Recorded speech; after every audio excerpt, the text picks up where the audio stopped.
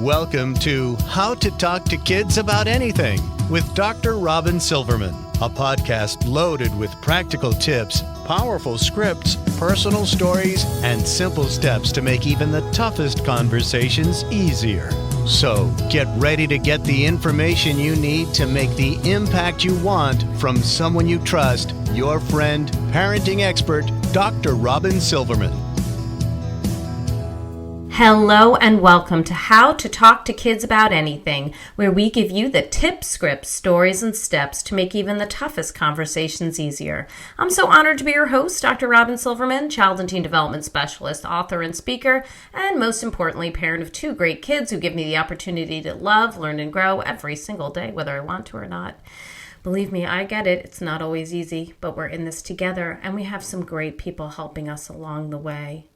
Now, many parents believe that money is another taboo topic that we just don't discuss. After all, there is a lot of emotion and status and privilege and judgment tied up with money that make it a topic that can be triggering for many. But when you think about it, where are kids learning about money these days? Many only see the swipe of a credit card and the magic of online shopping where we press some buttons and we walk out with some stuff, or better yet, it appears on our doorstep or in our mailbox. We know that this isn't really how it works, and it's important to teach our kids about money, what we value, what we might be saving for, what we choose to spend money on, which charities we might want to give money to, what seems frivolous, unnecessary, or even counterproductive. But how do we talk to kids about our family money values, our goals, our choices, and how can we help set them up with the knowledge and the skills and the understanding so that they know how to handle money when they need to make important financial decisions later on in life? Today, we'll be talking to Chelsea Brennan for some answers. Chelsea is the founder of Smart Money Mamas and its money membership community, the Motivated Mama Society. An ex-fund manager turned financial educator, she is dedicated to changing the way we talk about money, helping moms connect with all aspects of their money in a way that lets them overcome emotional blocks, identify what they want most, and create the healthy money habits that help them achieve their biggest goals, all while modeling positive money relationships for the next generation. Chelsea lives in Connecticut with her husband, a rock star stay-at-home dad, and two young and energetic boys. Thank you so much, Chelsea, for joining us on How to Talk to Kids About Anything. Thanks so much for having me, Robyn. Well, I'm thrilled to have you. Before we jump into everything, can you tell us what gets you up in the morning and what got you so interested in teaching moms and kids and families about how best to handle money? I mean, if we're honest, what gets me up in the morning is my 3-year-old who seems to refuse to sleep past 6:15. Of course. Is what wakes me up first. But what really excites me is seeing families have more options. When I think about what wealth means, I really am focused on the choices that we get to make when we have the privilege of wealth. And whether that means, what we think of as, the millionaires of the world, or simply not having to worry about how you're going to cover next month's bills, right? Just that lack of stress opens so many doors. It makes us more healthy as parents, and it makes us have more calm in our households and more choices. And so that's helping other families be able to achieve that is what really keeps me working. So, in your courses that you provide for all your moms, you talk about work that we really need to do first. Money is emotional. That's something that you say when you're working with moms. And we have a lot of stories attached to our money, our experience with money, our struggles with money, what money meant to our family, what it afforded us, what it didn't afford us. So before we jump into talking to our kids about money, what is the specific work we need to do as parents around money? So we all have baggage when it comes to money. Exactly like you said, Robyn, there's so much emotion involved in it. And something that I tell our community all the time is that everything we do is related to money. And a lot of people don't like to think about it that way, right? We like to think about our self-development and our life and our values as separate from money, which is something we get so often taught is, evil or causes people to be lazy or whatever, narrative you've received from childhood.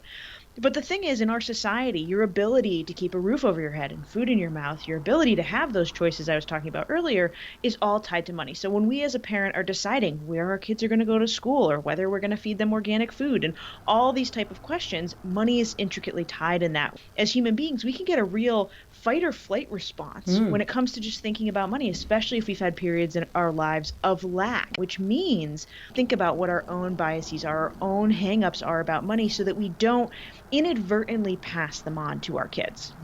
Okay, so we have to really think about our relationship with money, what's gone on in our lives. I had this incredible conversation with a friend of mine a long time ago, but it just really hit home for me, basically the point that you're saying. So my thought, like my first money memories, have to do with more like abundance. As a kid, I'm not talking about my parents having money, but I was a saver. I had money in my cash box all the time. My parents or my mother or my brothers would sometimes like do IOUs to me, in my cash box. I remember walking with my dad to the pharmacy and there was like a trail of coins that somebody had dropped out of their pocket and me picking them up. Like I had that initial first couple of memories around having money or finding money if I needed it. And my friend was telling me that she remembers scrounging in couches for money because they needed to scrounge up enough to, buy some food. And so we had already different relationships with money. My feeling was quite positive and feeling like, well, if I don't have it, I'll find it. Hers was, I always have to be scrounging for it. So how does our first money memories and our stories that we've experienced really shape how we're going to talk about it as parents if we don't do the work? Absolutely. So I think that's so interesting that you and your friend had such different stories. And I'd actually, if we had more time, love to dive into how did you feel when your brother or your mom came to borrow money for you? What language did your dad have when you were walking with him and picking up money, right? Because it's those little pieces of the puzzle that kind of build the whole picture. But what happens is, and your friend who's scrounging for money, right? What can happen is that you have these generational stories, right? We are a family who never has money, who can't get ahead. Every time I get money, there's somebody comes along and takes it, whether it's an unexpected bill or some emergency, right? That we cannot keep money. And so what happens is we internalize that narrative. And even when we don't consciously recognize it, our brain is looking for reasons to prove that story. We try to our brains are taking in so many different stimuli all the time. And instead of considering all the different ways we could interpret something, it's easiest if we can create stability at any period of time. And the reason this is important is because most core money memories are set around age 7 or 8. And this is the age where we start to get really curious about money and what it means. We can compare to our friends, we can look around, and we're hearing things from our parents, right? They're arguing in the kitchen. Your dad says some specific thing to you one time, and your child brain makes a really big assumption about something with very limited perspective. And then we spend decades inadvertently looking for stories that prove that narrative, right? And so if we don't do the work and identify what those narratives are, and we have people all the time who find that the narrative they uncover as they do this work, which is emotional work, is something that's a contradiction to every other area of their lives, right? When they talk about their values, they're like, wait, I don't want to believe this about money. Why have I been walking around with this story? And so we want to make sure we understand so that we can watch our language around our kids and help form their story in a way where they have a little bit more healthy relationship to money. So really important. I love all of that. So you talk a lot about family money values. You talk about grounding our conversations about money in family money values. So what are family money values, and what are some examples of it? How do we sit down as a family to decide what they are? You know, do we involve the kids? How does this go? What is all of this? Yeah, so your family money values are multifaceted. They start first with what are your family values in general, right? What do you stand for? Is it family time? Is it community care? Is it education? Is it travel? What are the things that matter most to you as a family? And the reason that identifying this first is, like I said before, we do a really good job of separating values and money, right? We try to keep them separate in our brains and in our lives. But every time we spend money, every time we sit down to create a budget, we're voting with our dollars, right? We're deciding where our time and energy and effort and dollars are going out into the world, right? And the type of companies that we support, what we prioritize. And so when you're clear on what your values are, we can take more choice and more agency over how we spend our money. And when we get clear on what our values are as a family, when your kid asks for that toy that really doesn't align with your values, right? Violent video game, whatever it is in your household, if you've developed that narrative that these are the 3 or 4 things that are most important to us as a family, it's not you standing in the store saying no, it's us saying, hey, you know how we talked about one of our values is whatever it is, right? Value, care. I don't think this aligns with that. Why do you think this fits into who we are as a family? And start that conversation with your kids. Having that as a baseline is really, really helpful. Okay, and so what would be some examples that you might have or somebody might have of a family money value, and like how would it be stated? Like, I mean, obviously, you know, you mentioned a few, whether it's like travel or care or whatever it is, but like, is it stated kind of like a mantra? Is there like some kind of simple sentence? How do we say it in a way that's going to hit home to kids? Sure. So like I said, so values are the first piece. And so for us, we have a 1-pager. It's our family money values sheet that is in our kitchen on our family board. And the first part of that is just the value words, right? Just the 3 or 4 value words. Environmentalism is one for us. Education and curiosity is one for us. And so those are just the words. The next step is really figuring out what your money mantras are. This is important because first, if you have a partner, you don't even need to do some internal work. You have to open your lines of communication and hear about your partner's money history and their money mindset. Because what happens so often is that we have very different core money beliefs from our partner because we had different upbringings. And so a turn of phrase that might mean nothing to you could really trigger your partner and cause arguments where you didn't think there would be arguments, right? This could be as small as, you know, we had a woman in our community who was saying that every time she sat down at dinner and they were having dinner and she would remember that a bill came in or that they had to pay something, and she'd bring it up and her partner would get really upset, right? Like, I don't know why you're bringing this up. And she couldn't figure it out. She's like, these are the most innocuous things. And as they started to do the work together, they started to set their family money values. What they discovered is that for him, his parents fought about money at the dinner table all the time. They made it a very tense place to have dinner, and he just did not want to have money conversations at the table. But because he hadn't done that work for himself, he didn't know how to verbalize to her, please, can we talk about this somewhere else? And so for them, they were able to set a weekly meeting and set it that way. So part of your family money values is like, we talk about money at our Friday night meeting. If you have something, we can hold it till then, right? And that creates a way that everybody's prepared to have that conversation. And then once you've both kind of analyzed what your stories are in the relationship you want with money, then you're phrasing them into things, right?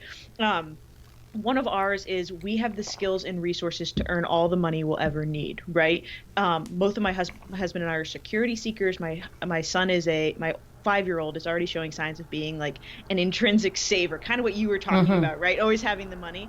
And that can be a really positive thing, but it can also lead to a relationship where you're seeking money for the sake of money and not money as a tool. And so I want him to have that sense of abundance of like, okay, I've saved this money. I can enjoy it because I have the skills and resources to earn all the money that I will need, right? So that's one of ours.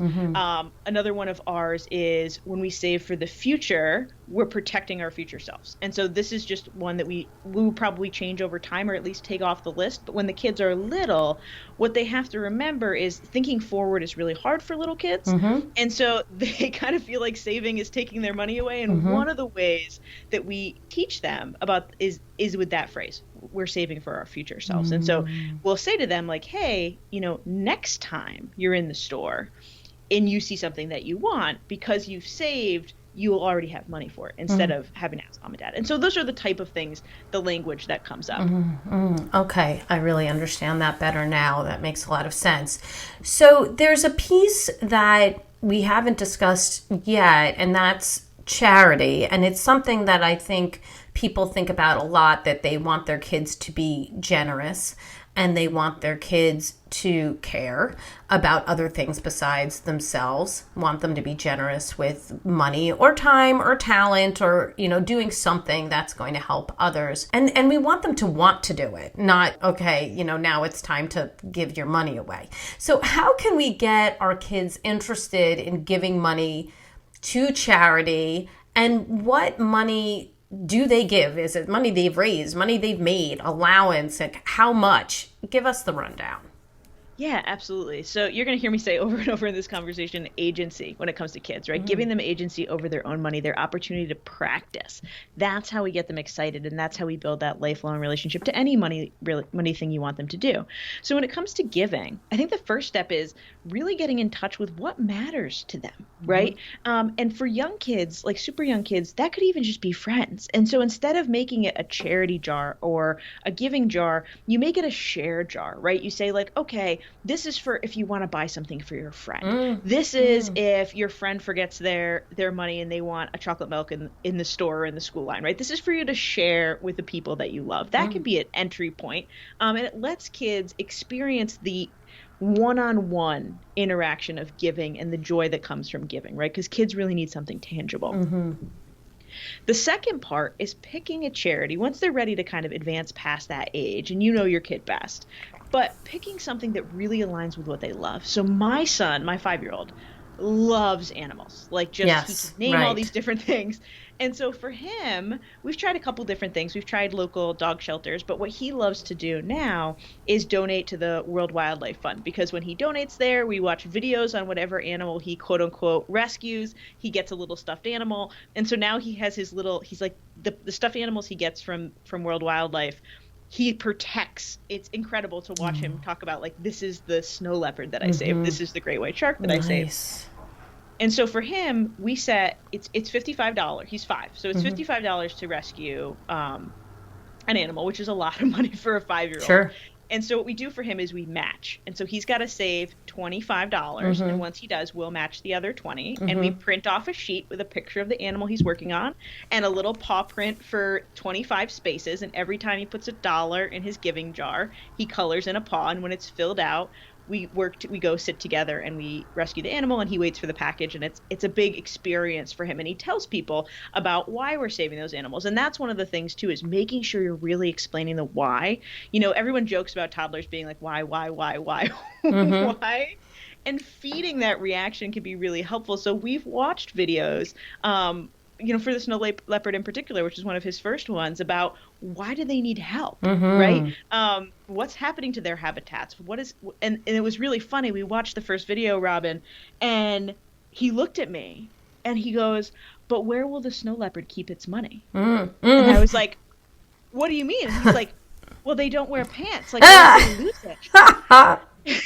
And I was like, okay, back up. Yes. Okay, let's talk about how this works exactly. Yeah, it's so cute. Yeah. And you can keep it age appropriate, right? So what we ended up saying to him is, how mommy and daddy take care of you? And then he said yes. And I said, okay, there are other adults who take care of the snow leopards. And so we're giving the money to the adults that take care of the snow leopards. You don't have to worry about the snow leopards losing their money. Love it. And that was something that just like connected with him. So it's really finding things that they're interested and passionate about, even if it's not the same charities you do as a family, though you should talk about what donations you do as a family so that they understand it's not just them. This is something that we all do collectively as one of our family money values. Excellent. All right. I love that. Now, you bring something up where he's putting money in his jar or whatever. And so I have heard conflicting things about allowance from many people. Some say to give it, some say not to give it. Some people, say they should be getting it for work. Some people should be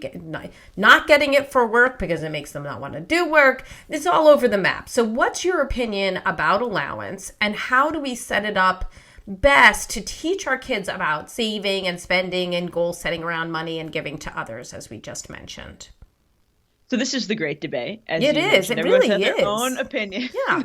Well, I will say first, I'll tell you what we do. But first off, the number one thing is consistency, right? And so whatever method you choose, stick to it, because jumping around and changing the rules just creates a lot of uncertainty around money. We come back to what is our money relationship. Okay.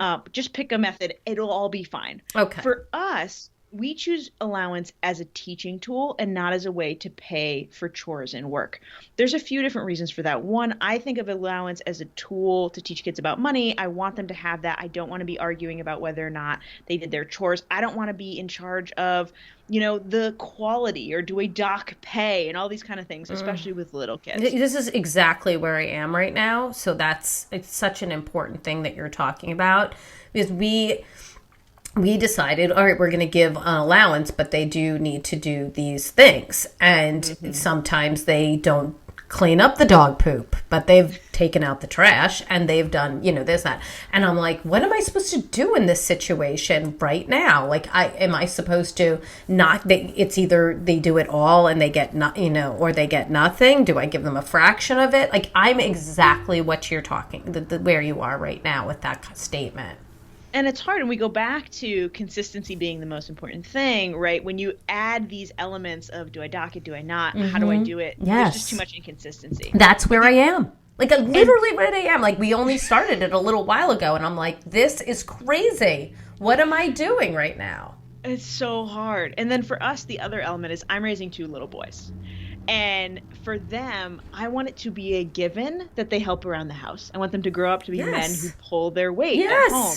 And this is important for girls too, but I think especially when we're trying to change gender norms and things like that. Agreed. Yes, like washing dishes and all the things and sweeping the floor. Like, my husband always was helping. Like, he's always been doing the dishes and always been doing the laundry. Like, we just had a very equitable split and just really easy. So thankfully my son and daughter have seen that. But it's true that in many ways, we do send the message to little boys that, the girls do the majority of the housework. And that is something that we absolutely were also conscious of. We did not want to send that message. And it is fun. So my husband's a stay-at-home dad. And one of my closest friends, her husband is a stay-at-home dad. And her daughter, when she was like 6, my friend is a doctor, made a comment of like, oh, boys can be doctors? No, that's hilarious. Yes, it's like what right? What you're exposed to. Right, and so we're careful about that exposure. So we do allowance just as part of being a part of the family and as a money lesson. The second element is, I think entrepreneurship for kids is a powerful tool. Like, for many, many aspects of their future, be it grit and creative problem solving, because, as a business owner, that a business is basically an endless series of questions that you have to answer and things you have to figure out. And so my 5-year-old, we have chickens, and he has an egg stand. So during the summer, he sells eggs from our chickens. That's adorable. That's amazing. And so he gets money from that as well. And he'll have more options for entrepreneurial things as obviously he gets older. No, that's amazing. And my hope is that my kids will take an interest in something like that as well. Interestingly, so last year, prior to COVID, my daughter was in a special program at school, and they were like going to be learning about entrepreneurship. We got only so far. We actually did a prototype, like did all the things, and then COVID hit and everything got derailed. It's such a bummer because she was behind it. She was like doing it, but then all of a sudden she wasn't. So how, if you don't have chickens, can we get our kids sort of interested in doing something that is going to make them money? Here in this community that I'm in, some kids who love to bake, they're selling hot chocolate bombs and cookies or whatever. But like, what if your kid's not into that? So what can we do to kind of spark their interest in something entrepreneurial?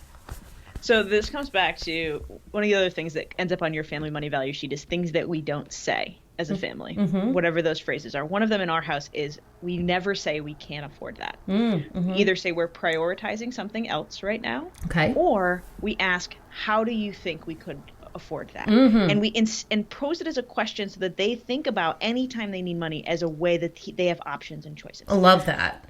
And so if you have a kid that you want them to get more interested in money, more interested in making their own money, it's paying attention to when they ask for that big thing or they get really interested in some big thing, whether it's, an electric guitar or a dirt bike or whatever it is, or even just like a big Lego set. Sure. And asking them, how do you think you could get the money for that? And tell them, I will contribute this much if you can save 50% of it, or you can save 80% of it, if you have the ability to do that. Sure. But then let them just explore it. And the hard part is stepping back and letting them sit with it. And not trying to give them the answer. Well, what about the people who are like, well, what if they just want to do things around the house? And it's always, well, I could do more chores, or I can, help out more with this, or I can wait it out until I have enough allowance. That perhaps that's one answer, but maybe not what you're hoping for. So not every kid is going to be entrepreneurial. I think it's I think it's a very beneficial exercise in practice. And I think if your kid has the patience to wait until they have enough allowance, because if it's a big item, it's probably going to be a long time. Right. That is also a fantastic skill. Okay, right? great. That long-term thinking and grit and patience. Let them do that. What will likely happen with most kids who have a limited, there's only so long they want to wait for the thing, is that they'll do a couple months of waiting for the allowance maybe before they start to get antsy of how can I get more money. And we do live in a world where there are more options to make money even for kids than there ever were before, right? The lemonade stand is no longer the only option. And so if they're having this, they're waiting, they're saving for something, and they're talking to their friends, there's probably a friend who sells the hot chocolate bombs, or who flips sneakers, or who has a YouTube channel. And so they'll start to kind of have that conversation on their own. And that is the one other option. If you really are interested in your kids doing some kind of entrepreneurship, there are tons and tons of YouTube videos and podcasts about kids who do this type of entrepreneurial stuff, even just showing them like those 1-minute documentaries. 60-Second Docs has done a bunch of videos on kids that have businesses. And just watching them with your kids and saying, hey, like, isn't this cool? What do you think about this? About this kid who's selling lip gloss, or the little boy who is selling bow ties with the NBA logo. So cute. It's so cute. And it's just giving them that exposure and then letting them explore. And then as far as the amount to give for an allowance, or, whatever you're doing at your house, how much would you typically suggest? Oh, the question comes with a lot of privilege question, right? I mean, right. It's a hard thing to answer. It's going to really depend on what's available in your family and what makes the most sense for you. So for us personally, we do $1 of age. That's what we do. Which works for us, is something we can do. We did move Henry's 5. We moved him to $6 a week just because he has 3 jars. We do give, save, spend. Yes. And he splits them equally between the 3 jars, and I got really annoyed trying to split. It is a little bit of a pain to be splitting things in that way. You're right. Now, Robyn, your kids are old enough that you could consider something like a Greenlight or a FAMZoo where they have the prepaid debit card system. Right. Which I think would be a really good thing. We start to get that 10 to 13 age range. Right, where we are, yes. Right where you guys are. It's a good time to start to explore something like that, because as our kids get older and go out into the world, physical cash is just going to become less and less common. Yes. And so the earlier they can practice managing digital money and having to pay attention to the number on the screen and not the physical cash, the better. And so one of the benefits of FAMZoo and Greenlight is that you can create basically little sub accounts, so they can only spend from their spending account buckets. Makes sense. And it'll automatically split it for you. So in that case, when you're giving allowance, then you can just be giving digital money at that point?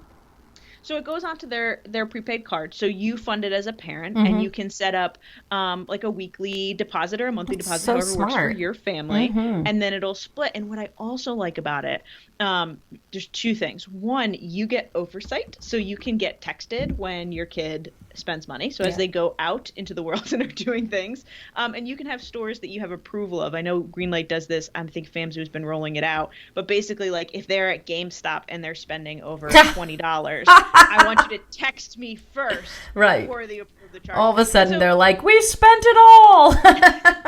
And so that gives you some oversight. And then the other part that's helpful, especially as your kids are doing more things with friends or traveling for sports, is that you can always load that card instantaneously. So if they get stuck somewhere, they need dinner, you forgot to give them money before they went on their field trip, you can just automatically just send them another $20 that they have right away. So they're not stuck. It's just a safety measure a little bit too. Oh, this is very good advice. I feel like all the information that we've been gathering about money over a period of time has, told us, the more you can use physical money, the better, because, then the kids they're tangible learners. But I think you're really hitting on something here, that it's just not the world we live in right now. The kids really need to learn how to use digital money, and that it's not just the swipe of a card and it magically appears, the thing, that they actually have to work for it and they have to pay attention to the number. They want something that costs $25 and they only have $15 in there. That's not going to work.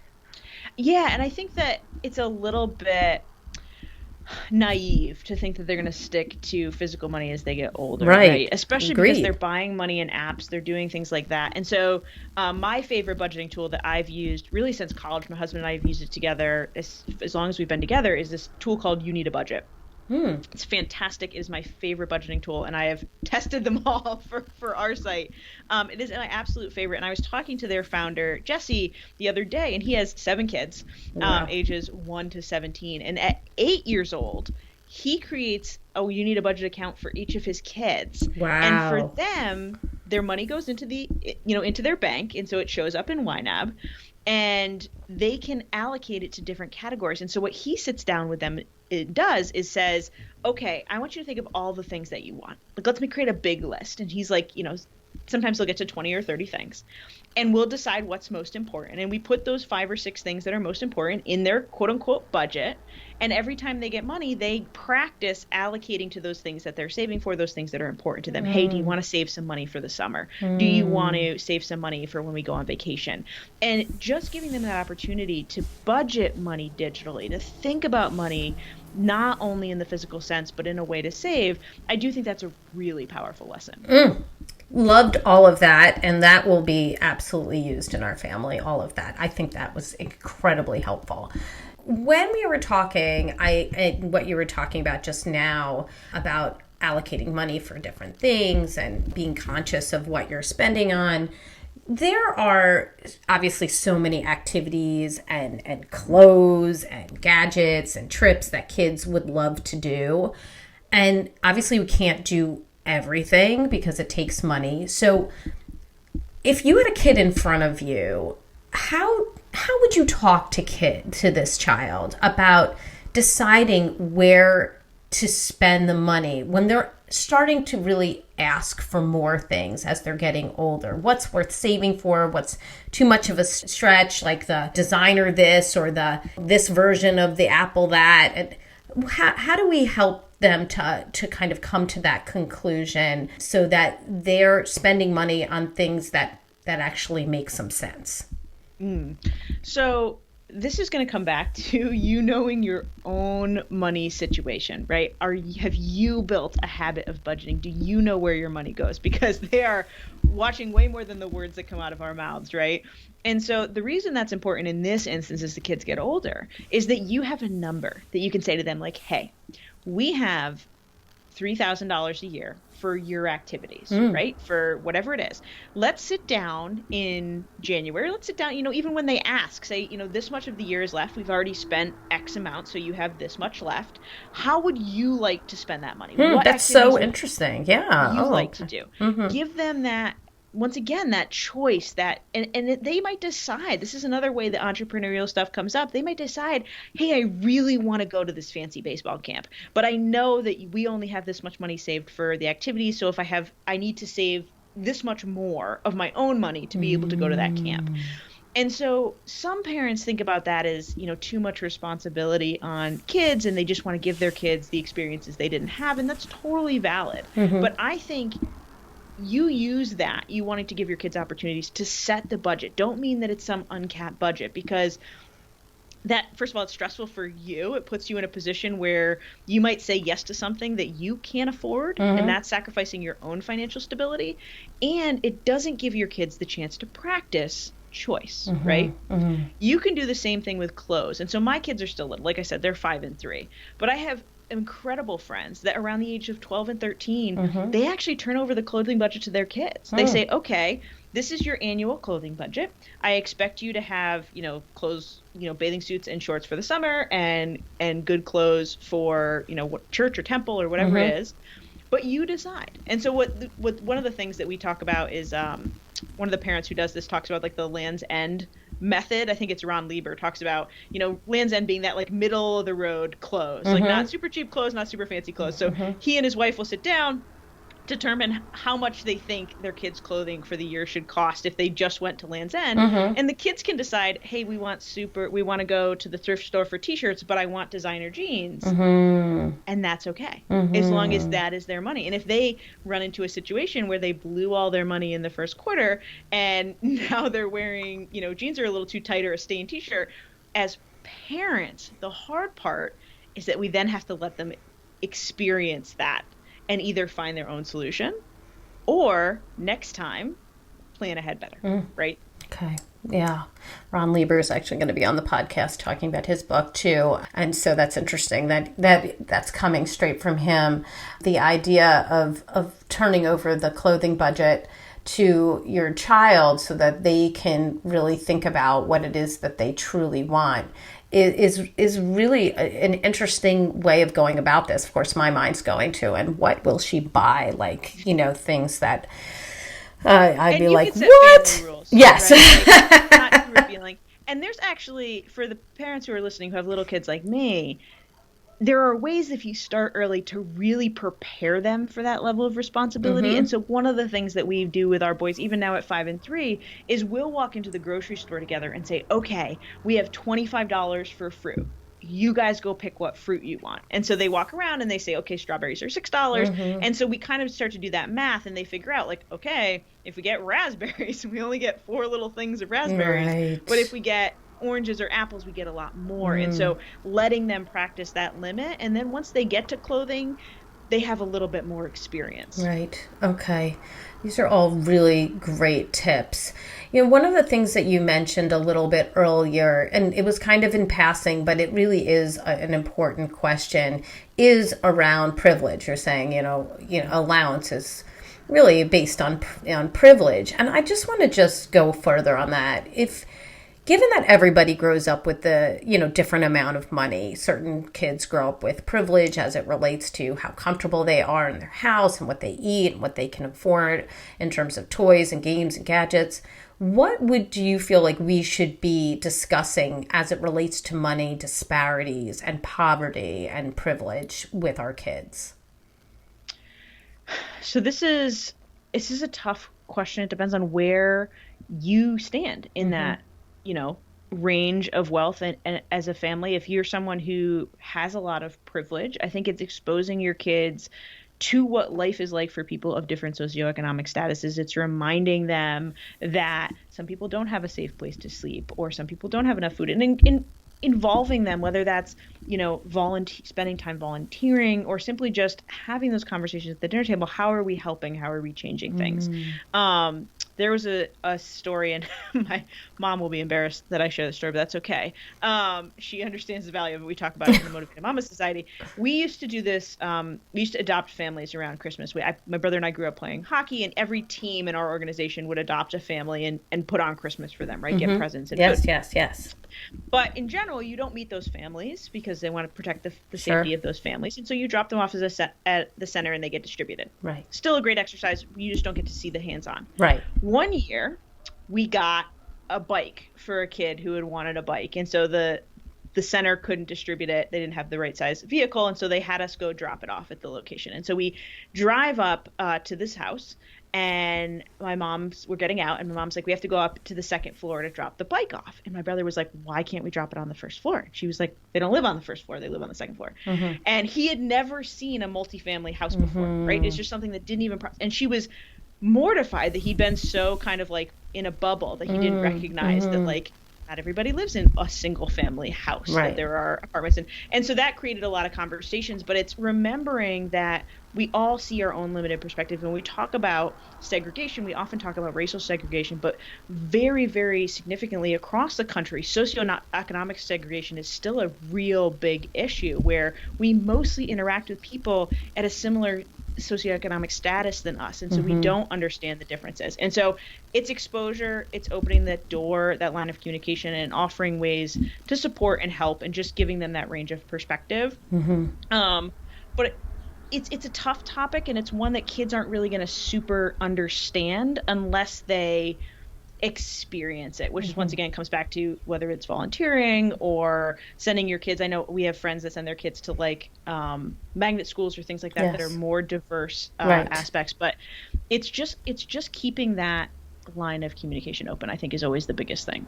Yes, our kids need to experience it and see it and learn about it in order to make it actually sink in. We can't just then sit down and talk about it at the dinner table. We have to bring them to places where they can actually do the work and see the difference and hopefully make a difference in that same vein, especially if that's important to you. We have women in our community who reach out and say, hey, I really want to teach my kid about money. I really want to teach him healthy money habits, but we don't really have a lot of money. We're really struggling, right? Families going through bankruptcy or significant amounts of debt.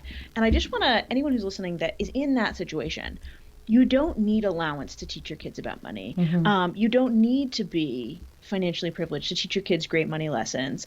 This is once again an aspect of they are watching you. And so much of, that money mindset being set around 7 or 8 is just what you're doing and the language you're using. And so one of the greatest things is like, if you have a time of the month that you're sitting and doing the bills, talking through it as you do that. Like when you get to a stressful situation or you make a mistake, are you really upset about it and raging, and which is, a normal human reaction? Or are you taking a deep breath and saying, oh man, like this is too bad.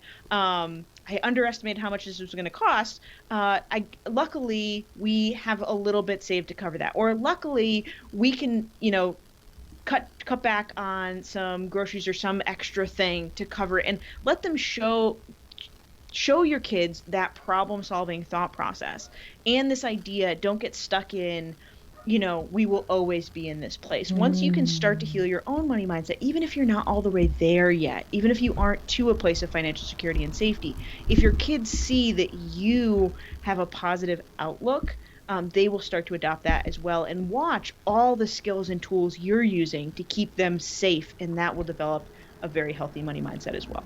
So is there any skill that we haven't covered yet that you would absolutely tell our audience that we should teach our kids when it comes to money? The biggest one we somehow haven't talked about, Robyn, is saving. And so I want to make sure we touch on this, because I think this is a place that a lot of parents, with all the, positive intention in the world, screw up a little bit. And so we as adults have seen the power of saving early and the power of compound interest, and we are so excited for our kids to learn that and build it in and start saving early, that sometimes we put adult saving expectations on our kids. And what I mean is, I'll hear from a parent who says, my 7-year-old started getting allowance, 50% of their allowance, we automatically transfer into their bank account for their car or their college or something like that, and we're teaching them how to save. And they're super excited. And I have to take a deep breath and say, okay, your 7-year-old can't think to when he's 20 years old. He can't do it. Like his brain physically can't do it. And what that means is he is developing a relationship that when I receive money, part of it just disappears. And that saving is my money just disappearing, which is not the relationship that we want to build. And so if you want to build a kid who saves, who thinks about the future, who has that delayed gratification, we have to start age appropriate.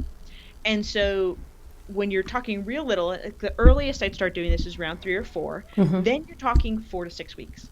And then as they get older, that number gets a little bit higher. So at 7 or 8, you know your kid best, but maybe that's 6 months, maybe that's 8 months. And so in that case, you can pick something that they really want, a big Lego toy, whatever it is, even though they're going to spend their saving money. That is what saving money is for. I think as adults, we sometimes forget that too, that saving doesn't mean it stays there forever. Saving is just future spending. And whether it's 30 years from now or 6 months from now, they still learned the lesson. And so pick something that kind of stretches their ability to do that long-term, that delayed gratification. Print a chart, because kids are visual. They do want to see progress and development. Adults do too. Print out a chart, let them color it in as they go. When they get it all filled in, go and buy that thing. Because then, instead of the relationship being saving is my money disappearing, saving is no fun, what they learn is if I can be patient, I can get things I would never have gotten otherwise. And so instead of saying, no, then you're saving. So keeping that saving age appropriate, and they will, by the time they get to 12, the idea of saving for a car in 4 years, saving for college in 6 years, that's way more easily explained. But I would still keep, like you said, those buckets, right? So instead of taking 50%, say take 20% goes into longer term savings. And then there's a bucket that's more, okay, these are the bigger things that you might want in the next year or two. Let's set some money aside for that, instead of just this amorphous retirement that your kids just can't contemplate. So if you were going to set that up with your kid right now, what would you say to your child today about saving for something that they're interested in? They're in front of you right now. What would you say? So we have these conversations because both of my boys always have to have a savings goal. It's part of because they have a savings jar, they want to have a savings goal. So one of the things that we say to them is your savings jar is for when you want something really special that you don't have enough for in your weekly allowance, right? That maybe you get, $2 into your spending money. It's going to take a little while for you to save up for that Spider-Man Lego. That's one of the things my 5-year-old is saving for right now. So what if we print a picture of it? My 5-year-old likes to see the actual picture of it. And we start to save. And then when you're ready, we can get it together. Otherwise, we have to prioritize different things right now. That comes back to that one piece of language. We're prioritizing different things right now. And so that's kind of how we explain it to them, is it's something extra special that you don't have enough money for right now, but how can we get enough money for it in the future? And always framing it around, that problem solving. What can we do to get you there? And you said that you would be coloring something in as time goes on. Would you put that at the bottom of that page, or that Spider-Man Lego set? So where we keep our boys' jars, there's their allowance jars. There's hanging pictures above each of those jars. So for each boy, they have a sharing page and a saving page, and so it's usually a picture of what they're trying to do at the top, and then different, we have different savings trackers for kids on the Smart Money Mama site. And so some of them look like game maps. Some of them, like I said, for when we're doing the animals, it'll be like paw prints. And so they just color one in for every dollar, or as they're saving for bigger things, sometimes, a paw becomes $5 or whatever it is, as your kids get older. But yeah, they visually get to walk in and see that chart. And I think that's helpful too, because sometimes things happen where you don't get to put the money in that week, right? You need something. And this is more for kids that are older, right? My 5-year-old doesn't experience this as much. But if your kid was responsible for their clothing, and so they have their little YNAB budget, or they have their savings chart, and they're really saving for something special, but those designer pair of jeans they spent a lot of money on rip, and now they need new jeans. And so they have to take a little bit of money out of their savings to make that happen. Just like with adults, what we end up saying is, we screwed up. Like, now we're going backwards. And that chart, that visual chart lets you show them, but look, you've already colored in 30%. You look how much progress you've made. That's not gone now. We're taking a pause, and you'll continue to make more progress going forward. Because we have to let them see that it's not always going to be a linear straight growth forward. There's going to be pauses. There're going to be points we go a little bit backwards. It's okay as long as we keep moving forward.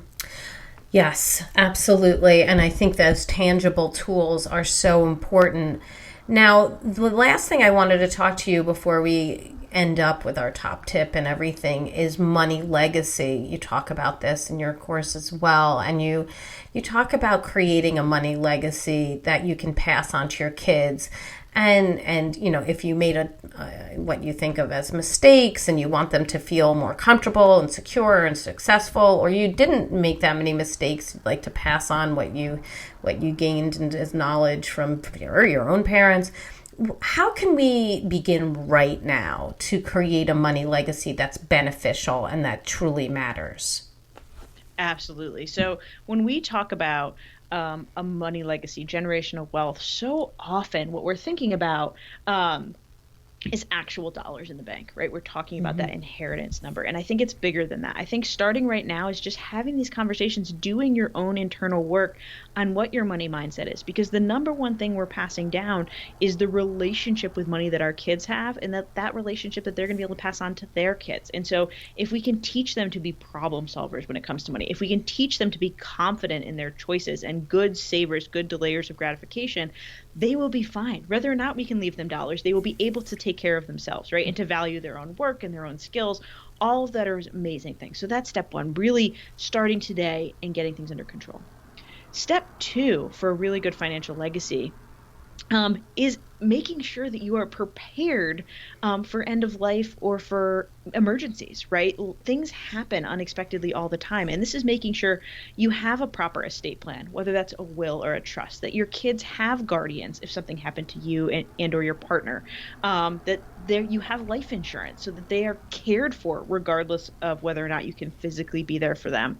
And then we have a family emergency binder that make sure that people know how you pay the bills and where your bank accounts are and what your kid's favorite food is, so that if someone else had to step in and do your role for you, it's as easy as possible, and they can help your kids. They'll have more space to help your kids emotionally go through a difficult time, right? So that's that second pillar of making sure that when we're thinking about generationally, we do have to pass on things to the next generation. And so making that transition as smooth as possible.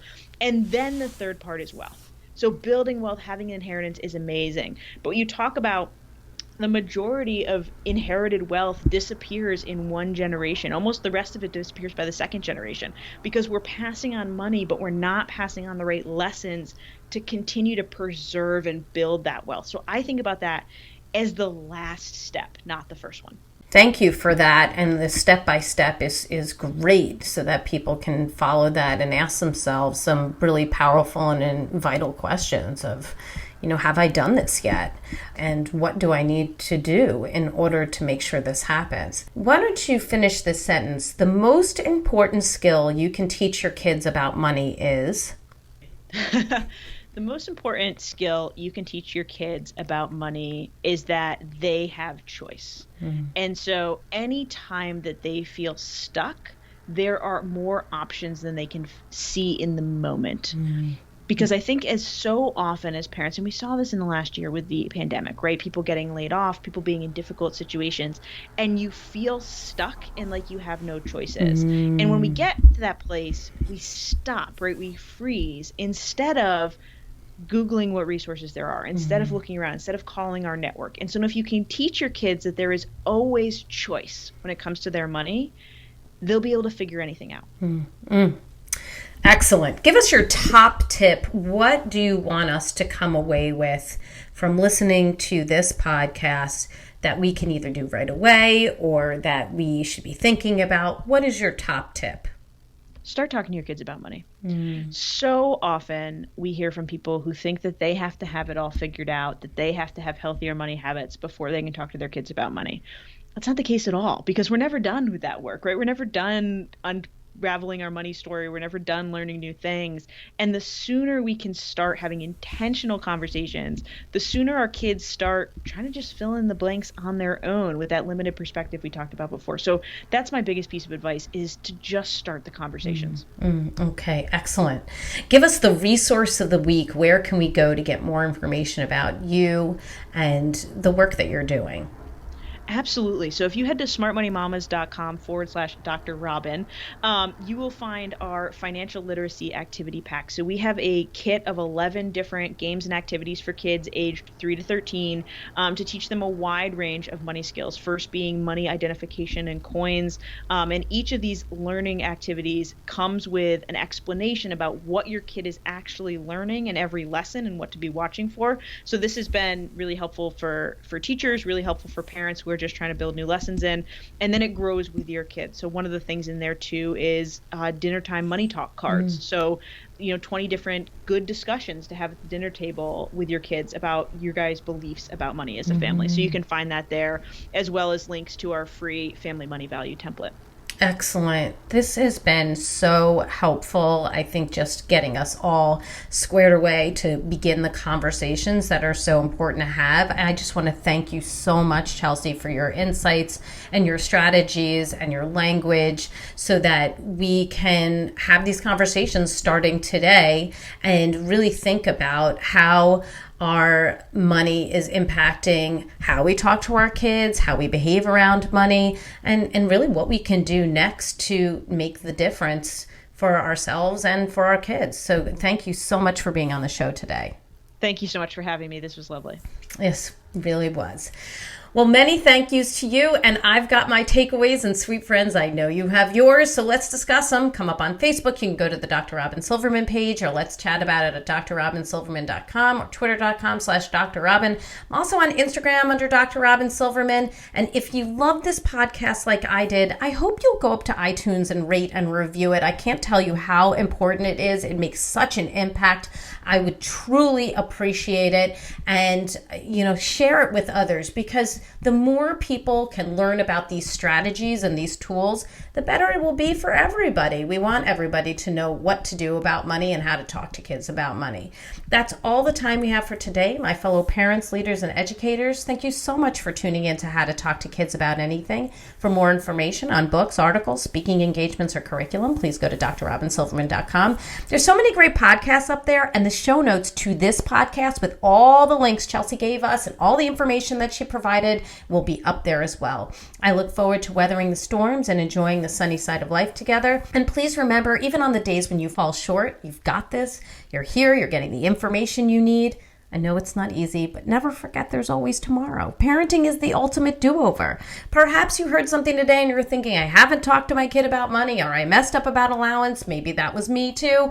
Maybe I've done something that I didn't mean to pass on about money. That's okay. We can do it again. You can start here. You can start now with this new information. I see you, and I'm right there with you. And as there are moments when we doubt our know-how, our choices, and our sweet sanity, please know you're 10 times the parent you think you are. Until next time, this is Dr. Robyn Silverman with How to Talk to Kids About Anything.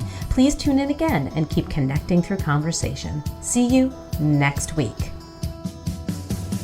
You've been listening to How to Talk to Kids About Anything with Dr. Robyn Silverman.